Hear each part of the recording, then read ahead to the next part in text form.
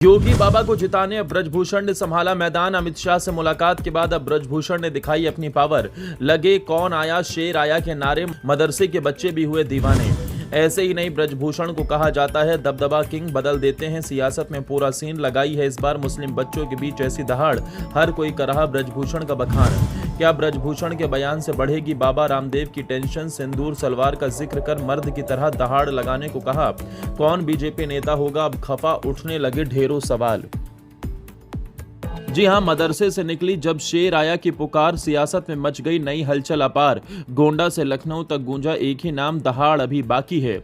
यही दे रहा पैगाम, ये कहना गलत नहीं होगा, क्योंकि गोंडा में जब पूर्व सांसद ब्रजभूषण शरण सिंह मुस्लिम बस्ती के बीच पहुंचे तो वहां मौजूद मदरसे के बच्चों ने उन्हें देखते ही देखो देखो कौन आया शेर आया के नारे लगाने शुरू कर दिए।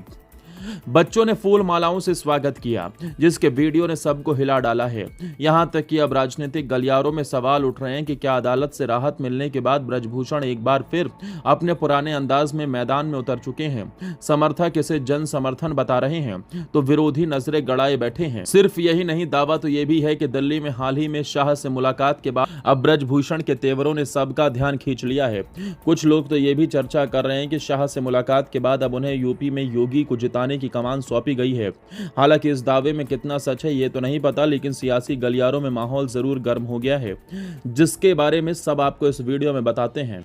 दरअसल ब्रजभूषण शरण सिंह को लेकर राजनीतिक गलियारों में यह भी चर्चा हो रही है कि हाल के दिनों में उनकी सक्रियता पहले से ज्यादा बढ़ी है। समर्थकों का दावा है कि वो लगातार लोगों के बीच जाकर संवाद कर रहे हैं। ऐसे में जब मदरसे के बच्चों के बीच शेर आया के नारे लगे तो इसे एक बड़े राजनीतिक संदेश के तौर पर भी देखा जाने लगा है। चर्चा यह भी है कि पूर्वांचल में मजबूत पकड़ रखने वाले ब्रजभूषण आने वाले समय में भाजपा के लिए बड़ी भूमिका निभा सकते हैं। सबसे ज्यादा चर्चा इस बात की है कि स्वागत किसी राजनीतिक मंच पर नहीं बल्कि मुस्लिम बस्ती में हुआ। मदरसे के बच्चों द्वारा लगाए गए नारों ने इस वीडियो को और ज्यादा चर्चित बना दिया। गोंडा और कैसरगंज क्षेत्र में उनका प्रभाव पहले से ही मजबूत माना जाता रहा। अदालत से बरी होने के बाद जिस तरह उनके कार्यक्रमों में भीड़ दिखाई दे रही है, उसने विरोधियों की चिंता भी बढ़ा दी है। इस पूरे घटनाक्रम के बीच ब्रजभूषण शरण सिंह का एक और बयान सुर्खियों में आ गया। गोंडा में आयोजित कार्यक्रम में उन्होंने बाबा रामदेव के आंदोलन को लेकर टिप्पणी करते हुए कहा कि इस बार आर पार की लड़ाई लड़नी चाहिए।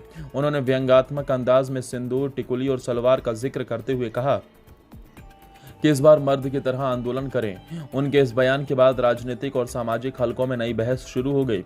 समर्थक इसे उनकी बेबाक शैली बता रहे हैं तो आलोचक इस बयान पर सवाल उठा रहे हैं। लेकिन एक बार फिर ब्रजभूषण अपने बयान की वजह से चर्चा के केंद्र में आ गए हैं। पूर्वांचल की राजनीति में ब्रजभूषण शरण सिंह का नाम लंबे समय से प्रभावशाली नेताओं में लिया जाता है। कैसरगंज से कई बार सांसद रहे ब्रजभूषण का संगठन और कार्यकर्ताओं पर मजबूत पकड़ मानी जाती है। यही वजह है कि उनके कार्यक्रमों में बड़ी संख्या में लोग जुटते हैं।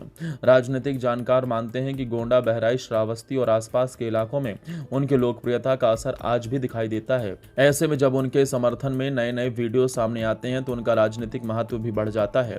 सबसे बड़ा सवाल अभी यही है कि क्या ब्रजभूषण शरण सिंह की बढ़ती सक्रियता 2027 के चुनावी माहौल में कोई बड़ा असर डाल सकती है?